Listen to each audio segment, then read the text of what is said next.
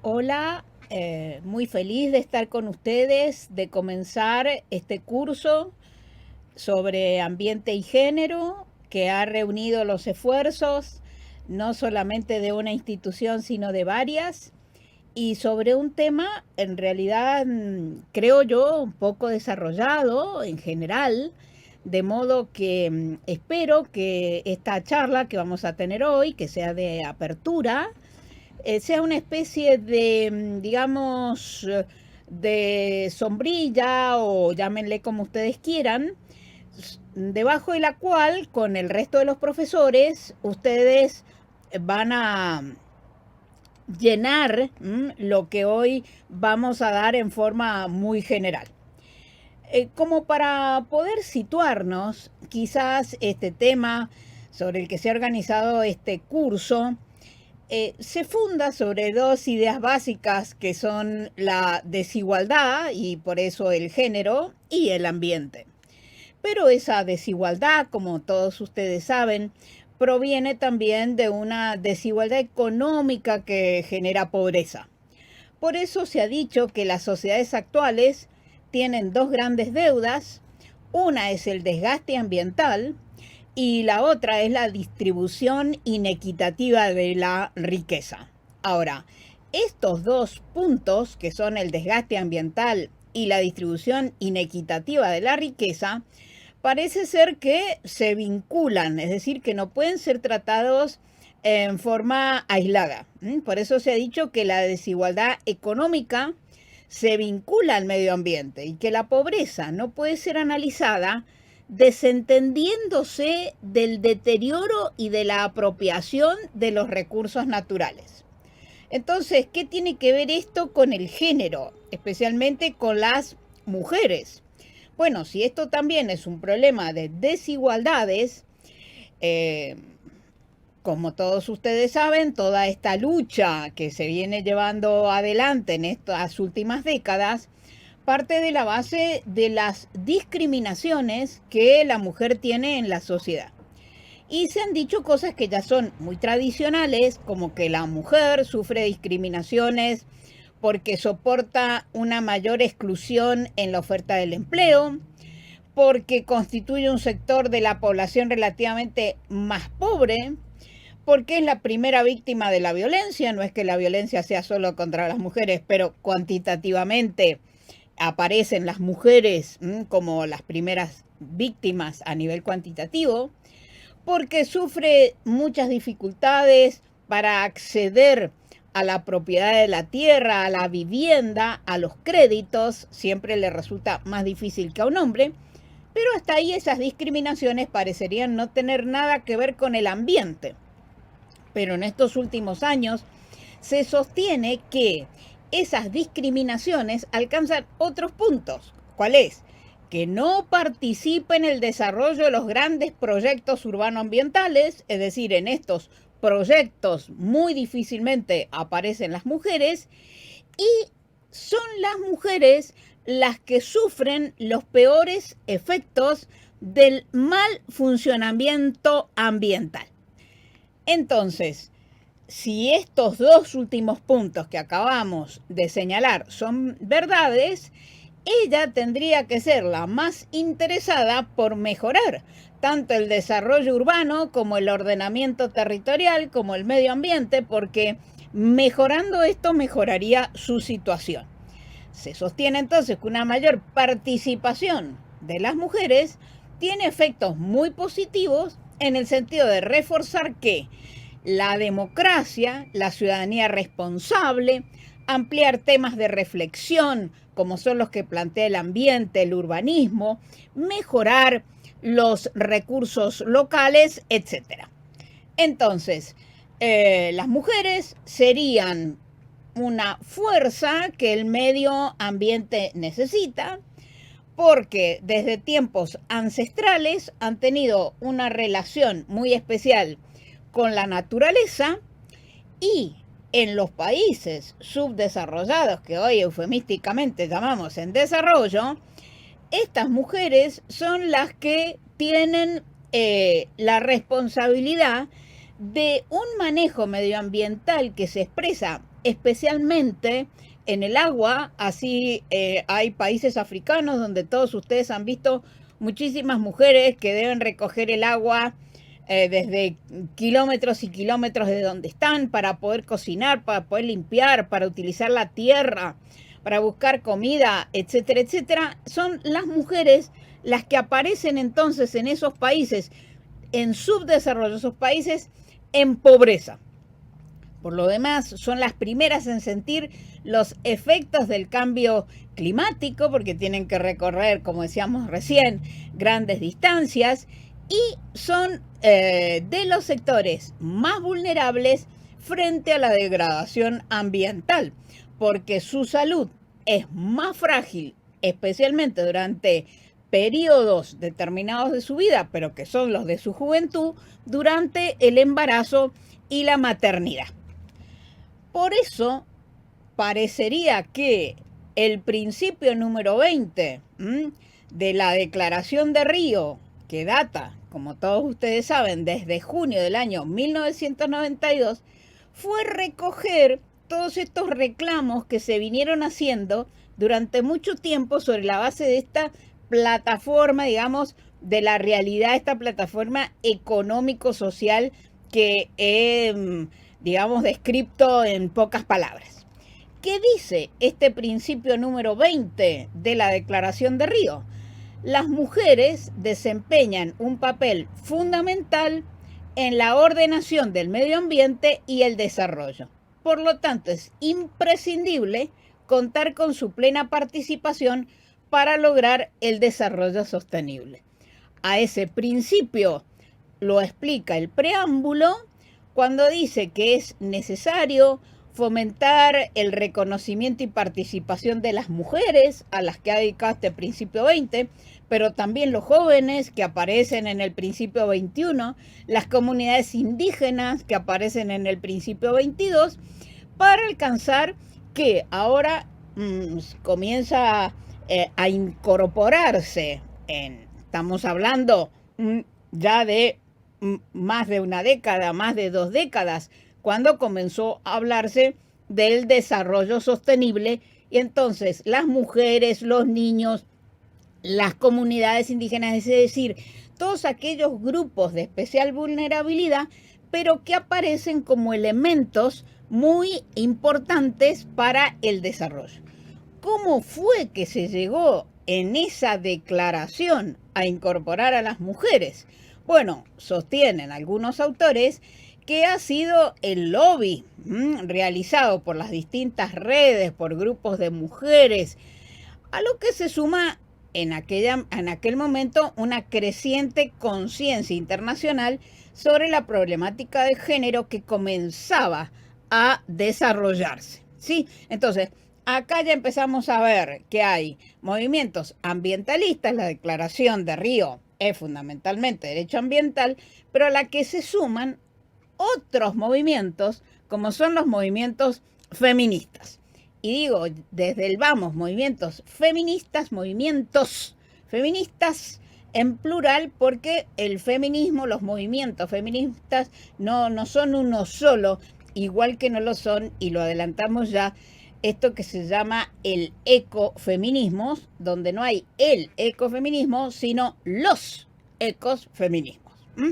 Entonces, junto a esta Declaración de Río, se firma también por la misma época, junio del 92, este convenio sobre la diversidad biológica, y en este convenio sobre la diversidad biológica, las mujeres ya, el convenio, fíjense, el otro era una declaración.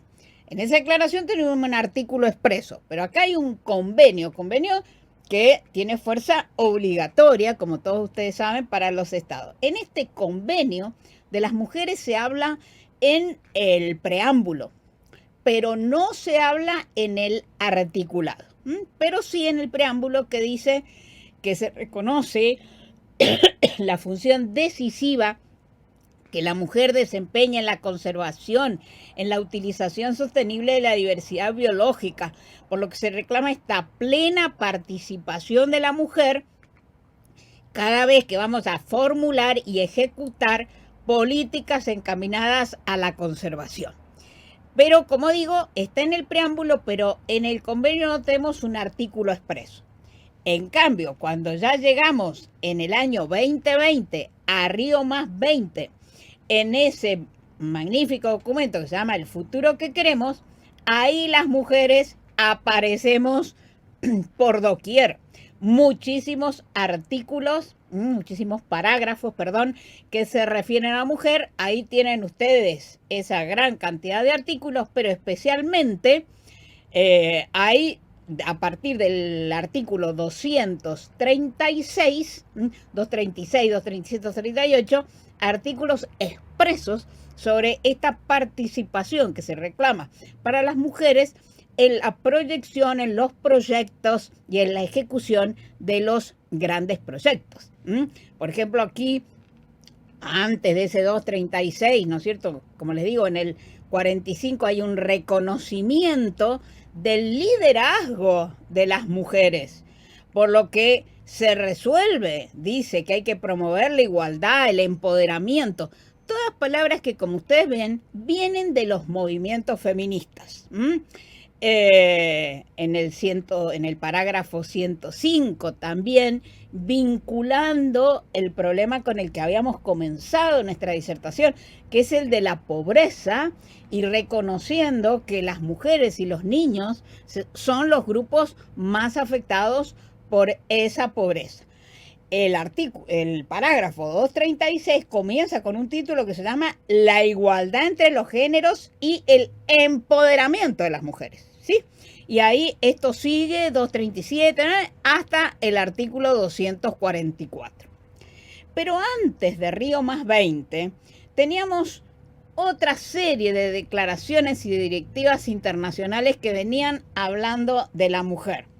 Esas eran convenciones y declaraciones, algunas referidas al ambiente, que hablan de la mujer, y otras que son sobre las mujeres, pero que también hablan del ambiente. A ello les he señalado dos artículos interesantes que hacen un resumen, ¿sí?, de todas estas convenciones. También la Corte Interamericana de Derechos Humanos, en esta opinión consultiva Medio Ambiente y Derechos Humanos, que fue solicitada por Colombia, que es del año 2017 y que se trata de una opinión consultiva muy importante, aquí también hay una referencia a las mujeres en el parágrafo 67, cuando se habla de que se reconoce que hay un impacto diferenciado sobre las mujeres respecto de la afectación del ambiente. O sea, que todas las afectaciones del ambiente tienen un impacto diferenciado, es decir, donde la mujer todavía tiene mayor vulnerabilidad. Y en la nota 124 de esta opinión consultiva se hace mención a que, de acuerdo con el Alto Comisionado de las Naciones Unidas, las mujeres están especialmente expuestas a riesgos relacionados con el cambio climático por la discriminación de su género. Es decir, ahora acá ya tenemos documentos que emanan de la Corte Interamericana y que expresamente recogen estas grandes nociones de las que veníamos hablando al comienzo y con las que hemos pretendido incorporarnos nosotros mismos a este curso que ustedes comienzan hoy. Entonces, claro, con este panorama general de qué tendría que hablarles yo hoy en esta charla introductiva, hay una persona que va a hablar sobre lo que ocurre en el ámbito internacional, de modo que no debo ser yo la que profundice estos temas, sino más allá de este planteo general que he hecho. Muchísimos artículos sostienen que este tema de la mujer y el ambiente, la mujer, el género y el ambiente, etcétera, podría ser tratado sobre diferentes metodologías. Unos dicen que una manera de abordarlo es el ecofeminismo. Otros que rechazan estas nociones del ecofeminismo es mejor metodológicamente hablar de la mujer y el ambiente sin entrar en estas corrientes filosóficas, sociológicas, etcétera, y otros que ya le incorporan con mayor peso el tema económico del desarrollo sustentable. Quiero yo decirles que aunque hay varios autores que hacen esta división tripartita, en realidad si ustedes lo van leyendo se van a encontrar con que en la mayoría, sí, el abordaje se dice que metodológicamente es diferente, pero hay muchísimos puntos en común. No vale la pena empezar a señalar cuáles son las diferencias de metodología de estas tres variantes, podríamos decir. Entonces, lo que sí es cierto es que durante mucho tiempo no se le prestó atención al tema de las mujeres y el ambiente. Sin embargo, muchos autores señalan, y ustedes ahí tienen una autora francesa que yo les estoy citando, que la mayoría de los movimientos ambientalistas tuvieron a mujeres como primeras activistas en la defensa del ambiente. Entonces, ese es un dato que de la realidad, ¿sí? O sea, estos movimientos sociales que comienzan en favor del ambiente han tenido muchos líderes que son mujeres. Mujeres, pero ¿de qué mujeres estamos hablando? De estas mujeres que pertenecen a grupos de pueblos originarios, de estas mujeres filósofas, de las mujeres que están detrás de su escritorio, de las mujeres ricas, de las mujeres pobres. ¿De qué mujeres estamos hablando? Bueno, precisamente, una de las críticas que se le hace a una de estas tres metodologías, como le dije recién, que es el ecofeminismo, es que una de sus debilidades es considerar a las mujeres como si fuera una realidad homogénea. Pero eso no es así. Hay que tener en cuenta muchas diferencias que hay entre las mujeres por factores étnicos, sociales, hasta de edad, etc. A mí siempre me gusta decir, aunque algunos me critiquen, que por ejemplo en la Argentina la gran desgracia no es ser mujer, sino es que ser mujer y pobre. Porque las mujeres que hemos accedido a ciertos lugares a nivel cultural, social, económico, evidente que no tenemos el problema que tienen las mujeres pobres, ¿sí? Entonces tendremos problemas que son comunes, pero no tienen la profundidad que puede tener una mujer pobre. Por eso se sostiene que el ecofeminismo parte de esta base de las mujeres, pero sin distinguir en realidad las diferencias que pueden haber. Bueno, ¿y yo qué tengo que ver con todo esto? Hace muchos años, también en Bahía Blanca, en las primeras jornadas bahienses de Derecho Familiar, que organizó precisamente la Universidad Nacional del Sur, de quien me siento muy honrada de colaborar y participar, ahí ya en el año 2011, a mí me pidieron una conferencia que era Nuevos roles de la mujer, el ecofeminismo. Debo confesarles que por el 2011 yo no sabía ni de qué se trataba el ecofeminismo y tuve que empezar a sacar libros para saber de qué se trataba. ¿Qué es esto del ecofeminismo? Bueno, si nosotros vamos a la etimología de la palabra ecofeminismo, lo primero que tengo que señalar es que hoy que se habla de este lenguaje inclusivo, etcétera, etcétera, ecofeminismo es una palabra que va al masculino y la vamos a seguir manteniendo en el al masculino la palabra ecofeminismo. Bueno, entonces la palabra eco siempre ha tenido, como se dice muy bien, muy buena prensa. ¿De dónde viene este eco? Viene del griego oikos, que significa casa. Casa, y la casa siempre es algo que protege.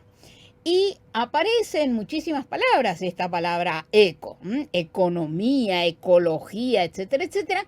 Y hoy los movimientos ecológicos lo agregan a otras áreas, como por ejemplo ecofilosofía, ecourbanismo, y ahí también entonces nos aparece esto del ecofeminismo.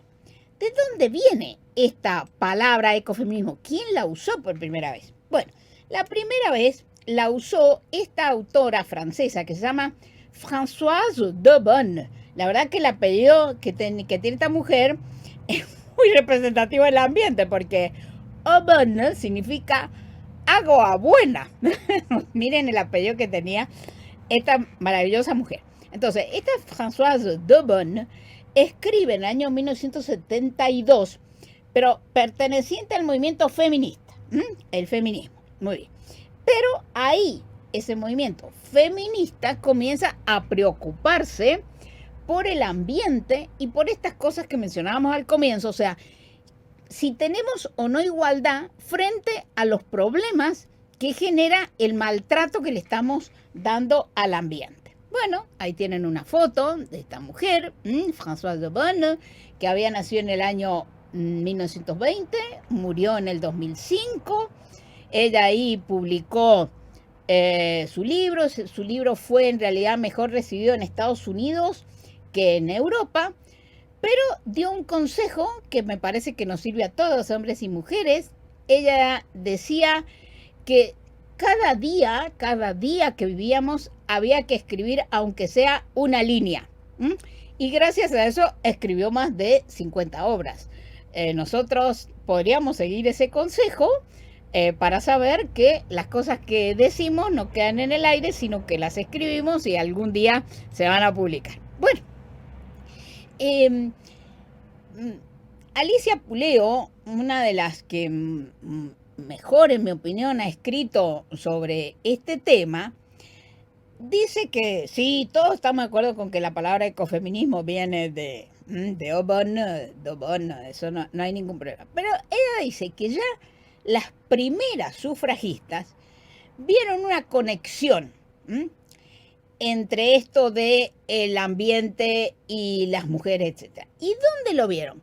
Empezaron a hacer comparaciones entre la violencia que se ejercía sobre las mujeres y la violencia que los seres humanos ejercemos sobre los animales, creyéndonos que somos también los propietarios de todo lo que le pasa a otros seres que no son los seres humanos. Entonces, dice Puleo, relata que estas mujeres, al mismo tiempo que luchaban por la obtención del voto, crearon las primeras ligas contra la vivisección y participaron activamente en sociedades protectoras de animales. O sea, este vínculo entre feminismo y protección de los animales, pero protección de los animales que nosotros lo podríamos hacer más extensivo, sosteniendo que es protección de todos los seres que están en la naturaleza. Y entonces, estos movimientos, ¿sí? Feminismo, ambiente, esto que se va sumando. Ahí vimos que uno de los elementos que utilizaron fue el tema de la violencia, la violencia como un elemento común para unir estos dos sectores. Pero lo que tenemos que señalar desde el comienzo es que en el feminismo, casi todas las corrientes feministas nacieron por advertir lo nefasto que es analizar todo desde el mundo binario.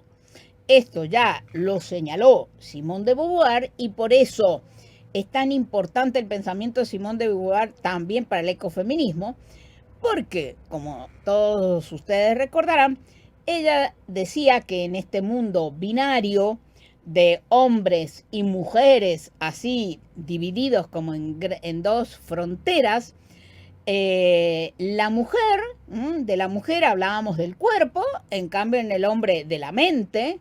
Por eso la mujer está vinculada a la naturaleza y a la reproducción, en cambio el hombre a la cultura, a la civilización. Por eso la mujer se vincula a lo primitivo, a lo que no tiene tanta importancia, por eso la tarea doméstica no se remunera. En cambio, el hombre está dedicado a la producción, a lo que se remunera, a la economía, etc. La mujer entonces no tiene autonomía económica porque está desarrollando actividades no remuneradas. El hombre, en cambio, tiene esa autonomía económica. Y entonces la función de la mujer aquí en este mundo es mejorar la especie, pero no tiene nada que ver con el mejoramiento de la civilización, porque eso es cultura y eso le toca al hombre.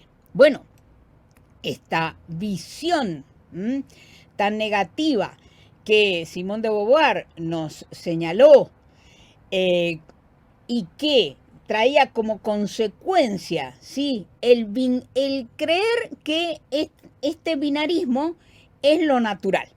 Entonces, Simone de Beauvoir, en su famoso libro El segundo sexo, nos decía que escamotearle a un individuo la posibilidad de proyectar su vida, o sea, ¿qué es esto, proyectar su vida? La autonomía, por el hecho que es una mujer, esto es una notoria injusticia, ¿sí? Y por eso esto se ha venido repitiendo a partir de la obra de Simone de Beauvoir, aunque nunca nadie, aunque las que citan muchas veces a Simone de Beauvoir no han leído el libro, pero no importa. Pero esta reacción de Simone de Beauvoir, que nos hace vincular el feminismo con las cosas de la naturaleza y lo negativo que es hacer esta liaison, este vínculo como algo que no se puede romper, en realidad es una reacción contra el pensamiento de muchos de los grandes filósofos hombres que desarrollaron nuestra cultura occidental. Por ejemplo, Aristóteles decía que las mujeres, los animales y los esclavos no son racionales como es el hombre libre. Por lo tanto, mujeres, animales, esclavos reciben órdenes. O sea, esa descripción que nos hacía Simone de Beauvoir como algo asumido culturalmente, como ustedes ven, viene de los grandes filósofos. Se dice que esto no quiere decir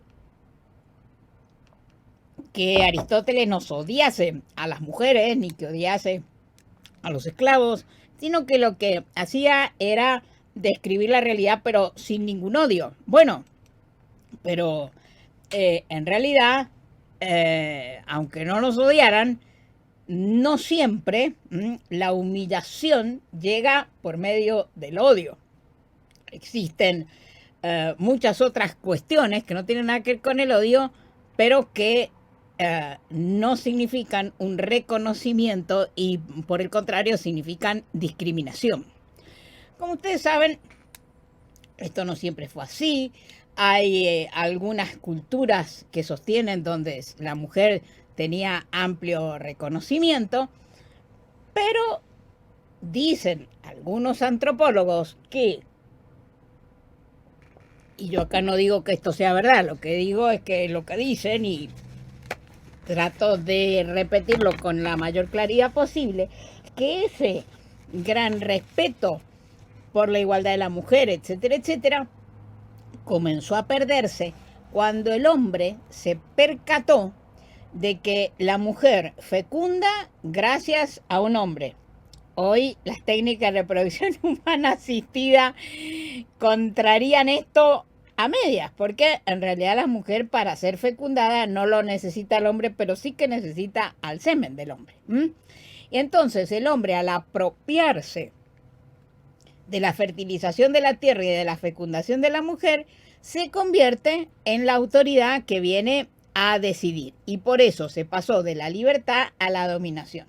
Lo cierto es que nosotros estamos acostumbrados a pensar siempre con esta línea divisoria del dualismo: hombre, mujer, naturaleza, cultura, cuerpo, mente, afectividad, racionalidad, materia, espíritu, etc. Entonces, quizás para entender hoy el tema del ambiente, y esto siempre se ha dicho, lo que se necesita es un análisis deconstructivo de este binarismo que tan mal nos está haciendo en muchísimos de los sectores.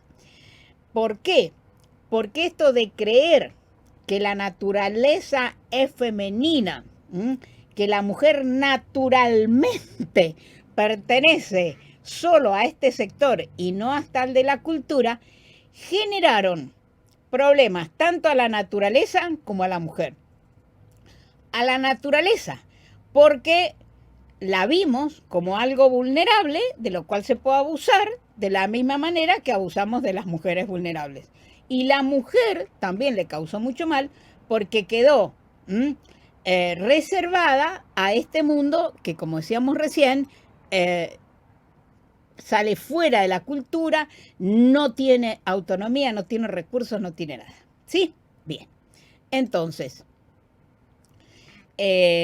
todo esto ha generado efectos perniciosos en el ambiente, una sobreexplotación de la tierra, en materia de relaciones, una mercantilización de la sexualidad de la mujer.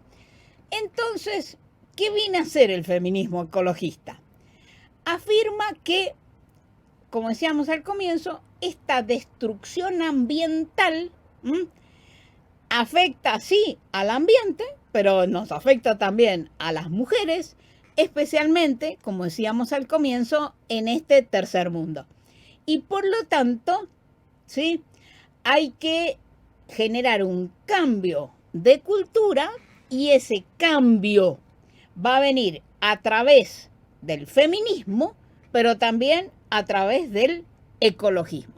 O sea, aquí se juntan dos movimientos, el movimiento ambientalista y los movimientos feministas.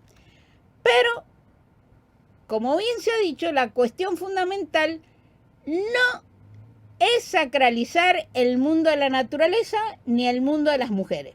En cuanto sacralicemos el mundo de la naturaleza o el mundo de las mujeres, vamos a volver a un binarismo que no tenemos, del que ya hemos expresado qué efectos negativos han pasado. Bueno, entonces les dije que yo en el año 2011 di aquella conferencia donde aprendí algunas cosas sobre este movimiento, el ecofeminismo, que parte de las bases que he intentado explicar. Pero, ¿qué pasó desde entonces?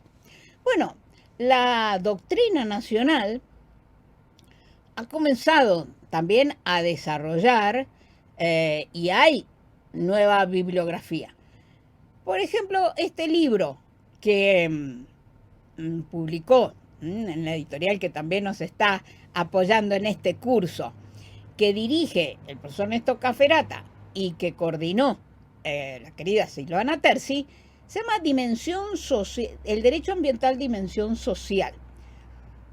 ¿Qué tiene de ecofeminismo? ¿Qué tiene de feminismo este libro? Algo muy llamativo, porque no es un libro ni sobre género, ni sobre feminismo, es un libro sobre ambiente. Pero lo que caracteriza este libro es que todas las autoras, salvo el director, todas las autoras de todos los artículos son mujeres, ¿sí? Y escriben sobre diferentes temas. Sobre la mujer y el ambiente hay 2 o 3 artículos. Todo el resto de las mujeres escribe sobre el ambiente. Entonces, si yo me voy al ambiente, tengo una regla tradicional que no fue creada por las mujeres. Fue una regla jurisprudencial que tenemos hace muchos años en aquel verdadero leading case, los saladeristas Podestá, donde aquella corte, ya en el año 1887, época en la que, sí, ya habían en algunos países algunas sufragistas, pero no era el caso nuestro. Pero en el año 1887 se genera esa regla jurisprudencial, recién vimos la doctrina, ahora la jurisprudencia, que dice que ninguno puede tener un derecho adquirido en comprometer la salud pública y esparcir en la vecindad la muerte, ni el dueño con el uso que haga de su propiedad y especialmente con el ejercicio de una profesión o industria. Esto, en mi opinión, es el verdadero leading case del derecho ambiental en la Argentina. Pero, ¿qué tiene que ver esto entonces con las mujeres? ¿Cuándo aparecen las mujeres en la jurisprudencia? En la doctrina ya hemos visto cómo están apareciendo estos movimientos, etc. En la jurisprudencia, bueno, nosotros podríamos decir que el leading case actual sobre el derecho ambiental es el caso Mendoza. Todos lo conocemos como caso Mendoza. Pero la carátula, Mendoza, es Mendoza Beatriz Silvia. Era una mujer, ¿sí? Ese caso, como ustedes saben, empezó antes del 2011, que fue aquella conferencia que di sobre este tema, pero es un caso que todavía no se termina, ¿sí? Se inició en el 2004, la primera decisión trascendente es del 2006, pero después han seguido muchísimas decisiones que siguen en esta causa y no sabemos cuándo en realidad el caso se va a cerrar, porque han habido múltiples interferencias en temas que lo que han hecho ha sido dilatarla, como las competencias, la litipendencia, audiencias públicas, etcétera, etcétera, y ahí seguimos con la causa abierta. Pero lo que me interesa señalar de este caso, que el expediente comienza con el nombre de una mujer, es que la Corte en su primera decisión, esa del año 2006, se preocupó por señalar la importancia que tiene la eficacia de las decisiones y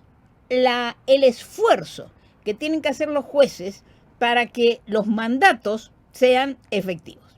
Bien, además de eso, ¿dónde están apareciendo las mujeres también en otros juicios importantes en la Argentina? Quizás otro de los de aquellas sentencias, ¿no es cierto?, y juicios también muy largos, muy demorosos, con muchísimos problemas, donde aparecieron estas mujeres activistas que mencionábamos al comienzo, este famoso caso de Córdoba, madres del barrio Ituzaingó, ¿no es cierto?, que denunciaron contra los que fumigaron y cómo esas fumigaciones habían generado problemas de salud. Es una causa también, como decíamos recién, muy difícil, que comenzó en el año 2002. 10 años después empiezan a existir resoluciones de fondo. Mientras tanto, hemos discutido que la competencia, si era federal, si era provincial, si los vecinos podían aparecer como querellantes o no. Al lado de estas fumigaciones apareció el problema del agua contaminada, de los transformadores eléctricos. Ustedes, si quieren analizar un poquito toda esta complejidad de la causa cordobesa, ahí también les he colocado yo un artículo de esta autora, Susana Franco, que relata, ¿sí?, trata de sintetizar todo esto. Entonces tenemos, por un lado, la doctrina que se va preocupando, la jurisprudencia que, aunque empieza, como decíamos, antes del 2011, continúa en juicios que se han iniciado antes, pero con juicios nuevos, y la sociedad civil también organizada, donde aparecen muchos grupos de mujeres, por ejemplo, estas mapuches quilapi de la comunidad patagónica, que se desarrollan especialmente en Neuquén y que han creado un programa de acción nacional de lucha contra la desertificación y mitigación de la sequía en Argentina. Entonces, estamos viendo a las mujeres participar activamente desde la academia, en la doctrina, en la jurisprudencia, en la sociedad civil, y esto para los pueblos de las comunidades originarias es muy antiguo. Por ejemplo, se relata que en Guatemala hay una preciosa tradición que dice que cuando una mujer está embarazada, va al bosque y lleva a este niño que aún está todavía en su vientre para que vea los árboles, para que vea los pájaros, y ya le está explicando, ¿sí?, cada una de estas cosas para que aprenda, para que los identifique, para que los respete en la vida. Bueno, entonces, si tenemos a las mujeres desde la academia, desde la jurisprudencia, en la actividad social, ¿qué tiene que ver entonces esto del ecofeminismo, esta palabra que, como decíamos antes, nos había creado Obon, etcétera, etcétera? Bueno, ya les adelanté que es difícil señalar qué es el ecofeminismo porque hay muchas clases de ecofeminismos. Por eso hay que hablar en plural, como bien lo han señalado los autores. Ahí tienen ustedes un pequeño cuadro que he tomado también de una autora que tienen allí señalados, que van indicando las principales mujeres o líderes de cada uno de estos movimientos y que a lo mejor ahí no lo ven muy bien, pero como yo les voy a mandar este power, entonces ustedes lo van a poder ver bien. Los autores en general dividen a estas corrientes del ecofeminismo en corrientes radicales, que implican la recuperación de esos valores matriarcales de esas sociedades primitivas donde la mujer era la que tenía el liderazgo, pero esta posición tan radical nos genera un riesgo muy grande, que es volver a los estereotipos. Y ya lo ha dicho la Corte Interamericana de Derechos Humanos, no hay nada peor que los estereotipos, porque son los estereotipos la causa y los efectos de la discriminación contra las mujeres. Hay un segundo movimiento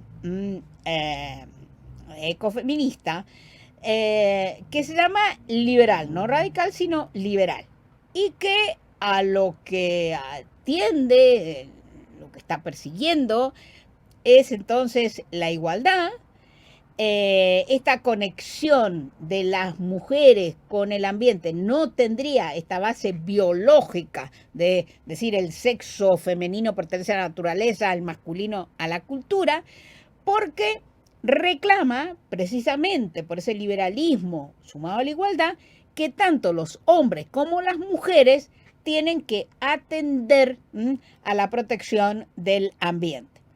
Un tercer movimiento que llamaríamos socialista, que tiende a señalar que de los grandes problemas que hoy tiene la contaminación ambiental provienen del capitalismo, que explota la naturaleza y que en consecuencia al explotar desmedidamente a esa naturaleza genera pobreza, como decíamos al comienzo de nuestra charla.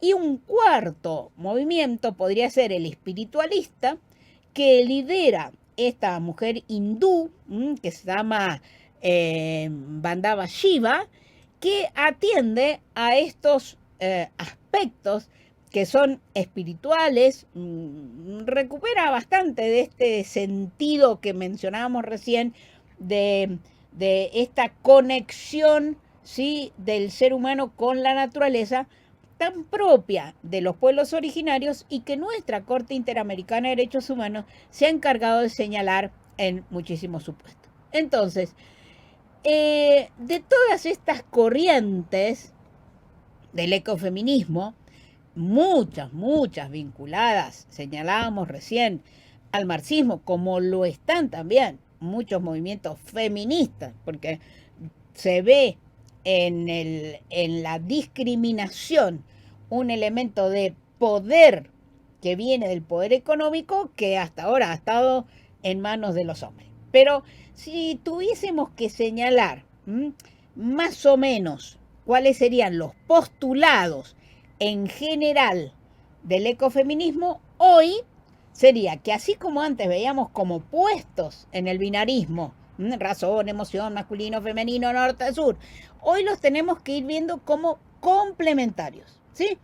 Naturaleza y cultura no tienen por qué ser opuestos, forman parte del mundo en el que vivimos y en el que todos tenemos que participar. Valora entonces una diversidad social, cultural, natural, atiende a la biodiversidad.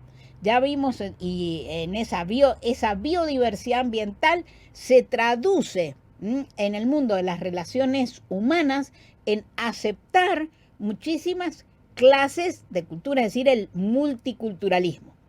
Y todo eso proviene también de que hay una multiplicidad de ciencias nuevas que nos sirven para mejorar la situación de las personas que se encuentran en estado de vulnerabilidad.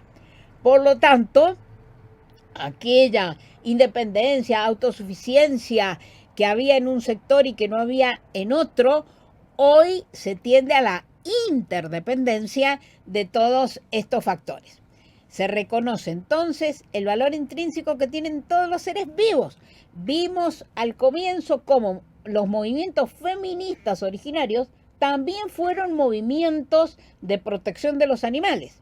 Y se sustituye entonces ese modelo económico productivista por algo que llamamos hoy la economía sostenible, el desarrollo sostenible.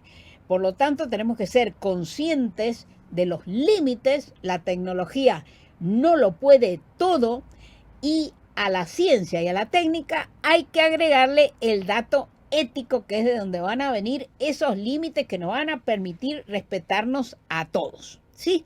Entonces, esa sería una primera característica que va unida a este paradigma del desarrollo sustentable que nos manda incorporar cambios en la producción, cambios en el consumo.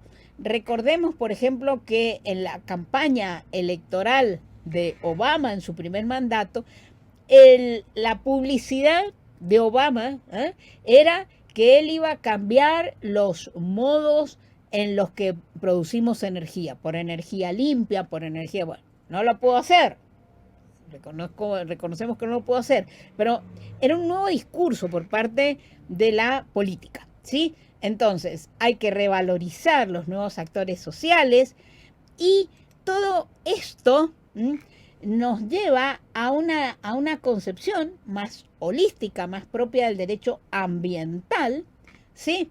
Y por eso hay no esta división, sino insistimos en esta interrelación. Y hay un ejemplo típico para ver esta interrelación, que es el agua potable como recurso estratégico. Ya en el año 2006, ¿sí? Se rescató el agua en todas sus formas como un bien común, etcétera, etcétera, como patrimonio de las comunidades. Yo les quiero recordar que nosotros en el proyecto de Código Civil y Comercial habíamos incorporado el derecho humano al agua potable, que fue eliminado del anteproyecto originario. Pero lo cierto es que la escasez del agua potable es grave y tenemos que trabajar con este sentido holístico con el que mencionábamos antes. Entonces, entre las metas del milenio está que respecto del agua y del acceso al agua, y vimos lo que pasaba en el África al comienzo, las mujeres son las principales responsables en asegurar el agua para su familia y sus comunidades. Estas mujeres de los países tan pobres como lo hemos señalado al comienzo.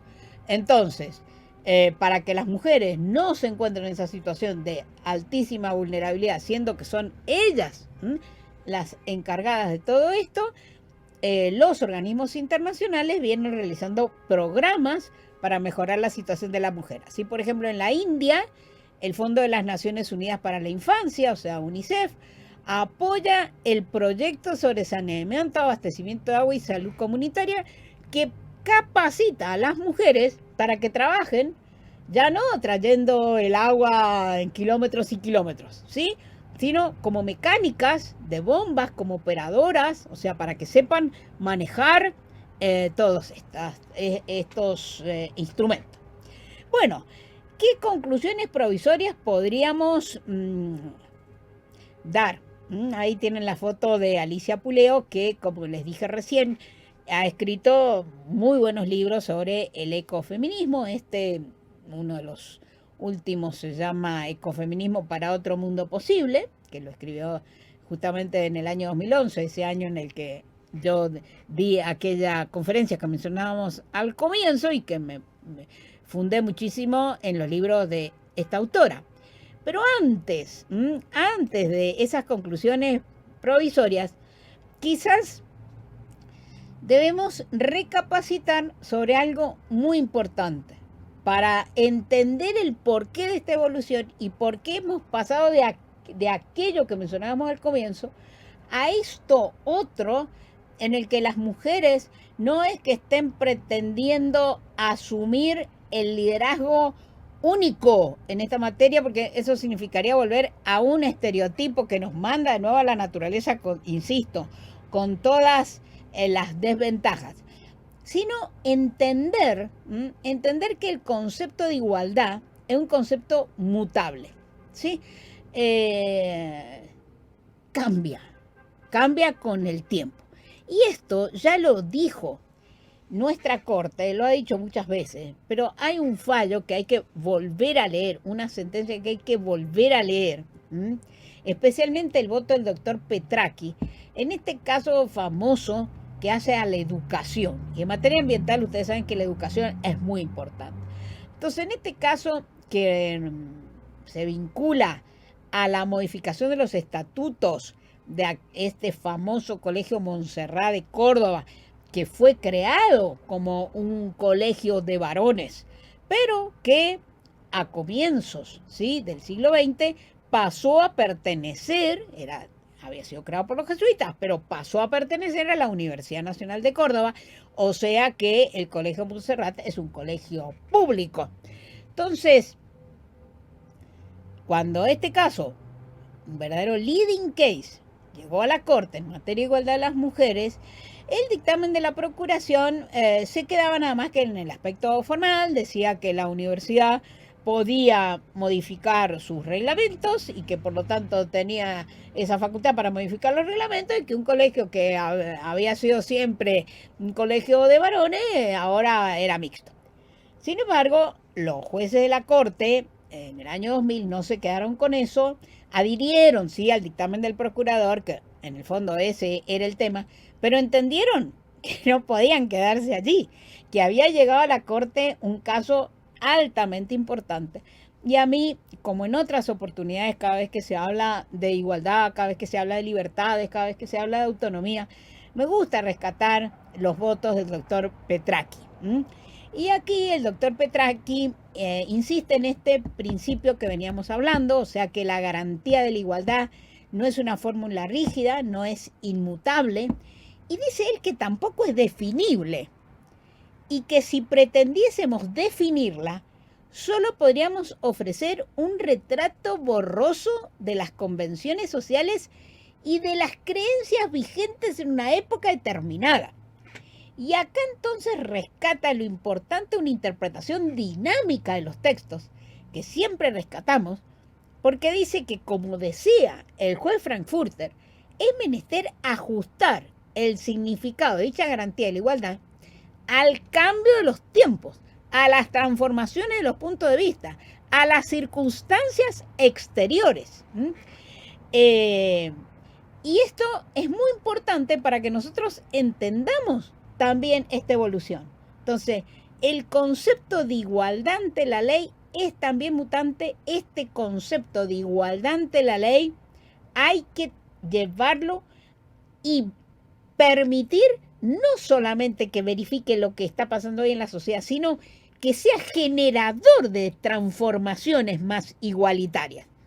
Por eso, cuando aquellos padres que se oponían a que el colegio hoy fuese mixto invocaban la tradición y la costumbre, dice entonces el juez Petracchi que respecto a la tradición, el origen histórico del colegio como un seminario, dice, no puede erigirse en fundamento válido para constreñir al Montserrat o a cualquier establecimiento de enseñanza de idéntica fuente al exclusivo cultivo de los seminíferos.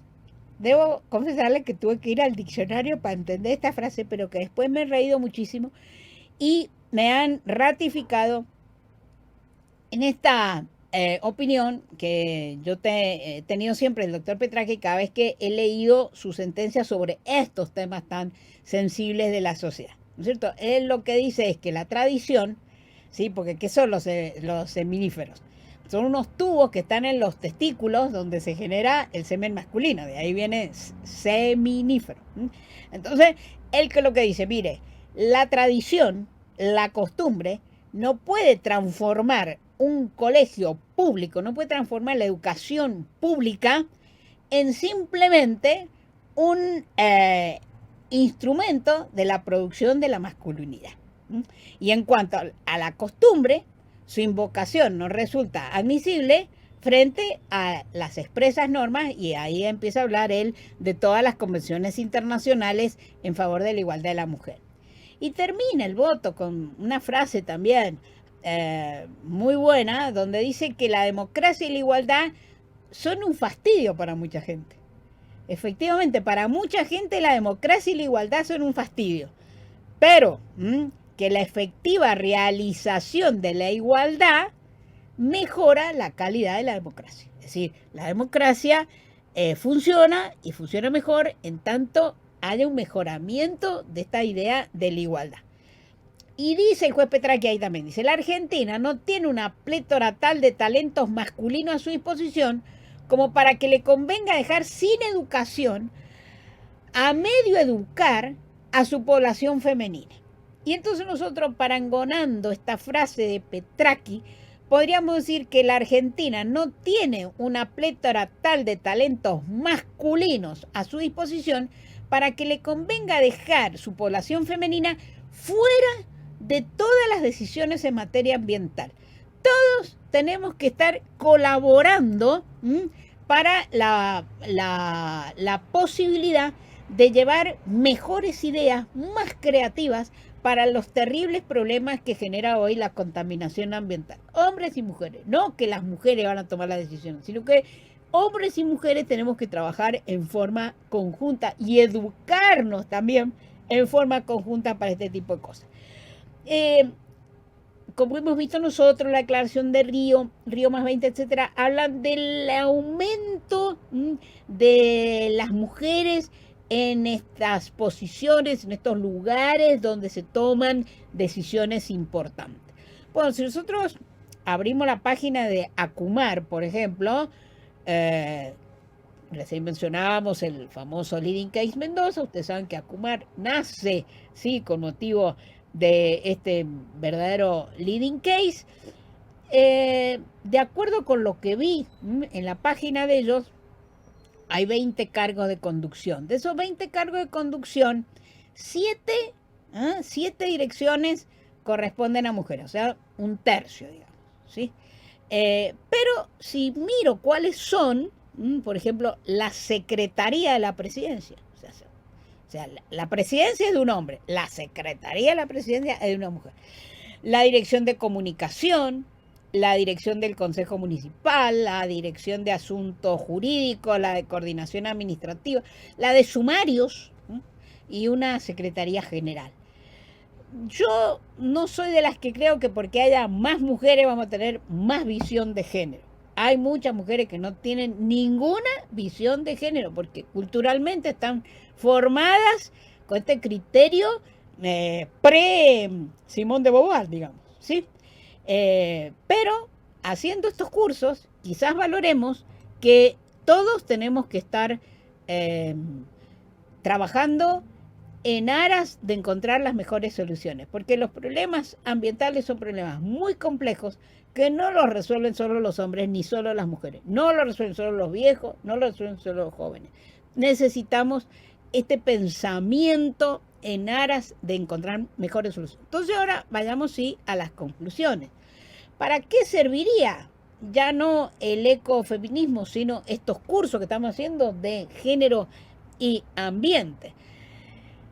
Se sostiene que por un lado nos ayuda a cuidar nuestros propios cuerpos frente a una confianza excesiva en el desarrollo de la tecnociencia, que lleva a muchas mujeres a someterse de forma creciente a mandatos sociales que son colonizadores y agresivos, sin preguntarnos de los riesgos que esto implica para la salud, la cirugía estética de los senos, etc. Entonces, esto, mirá, si cuidas el ambiente, también vas a cuidar tu cuerpo y vamos a ver de qué se trata. Desde un punto de vista filosófico, permitiría mejor comprendernos como especie, entender los motivos y consecuencias negativas de esta línea divisoria, insisto una vez más, entre naturaleza y cultura.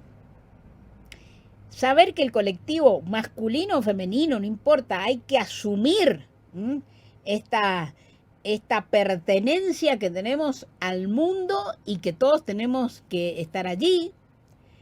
Se sostiene que entonces lo adecuado no sería acusar al modelo dominante de antropocentrismo, sino de androcentrismo, o sea, históricamente convertimos todo, con esta idea que nos enseñaba Simone de Beauvoir, el hombre dueño de la cultura, pero no es así. Los que somos referencia somos todos los seres humanos. Por eso decía esta gran mujer feminista ecologista, lamentablemente murió muy joven y en forma trágica, Petra Kelly, que no es un poder sobre los otros, sino que es un poder, y por eso se habla de empoderamiento de la mujer, de un poder con los otros, o sea, un poder compartido. Por lo tanto, el ambiente es responsabilidad de todos, como ya decíamos antes, y hay mujeres que no tienen ningún sentido de esto. Pueden ustedes googlear a esta señora Sarah Palin, devastadora, fue gobernadora de Alaska y no fue precisamente una ambientalista. Por lo tanto, el ecofeminismo serviría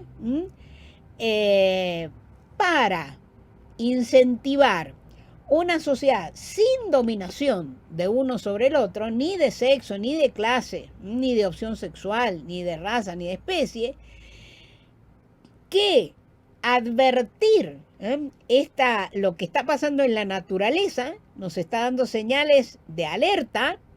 Tenemos que ir a sociedades más austeras, sociedades que no partan de la base de que podemos destruirlo todo, que razón y emoción, como dice Alicia Puleo, deben estar conectadas para que los seres humanos seamos más equilibrados, seamos capaces de alcanzar una mejor calidad de vida, y que los 3 principios básicos del constitucionalismo moderno, como la libertad, la igualdad y la fraternidad, hoy, como ha tratado de hacer también el Código Civil y Comercial, cuando recogió estos 3 principios básicos del constitucionalismo moderno, insistir mucho, sí en la igualdad, pero insistir mucho en la responsabilidad.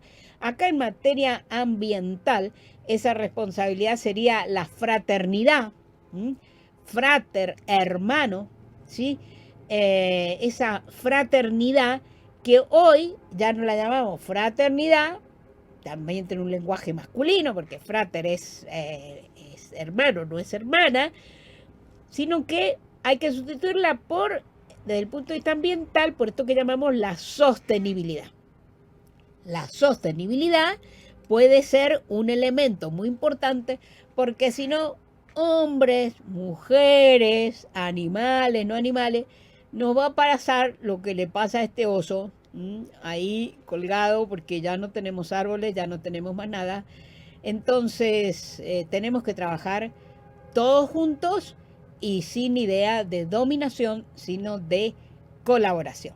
Bueno, les agradezco muchísimo la atención que me han prestado y espero que este curso sea exitoso y que se lo pueda seguir y que se puedan recibir muy buenas ideas. Muchas gracias.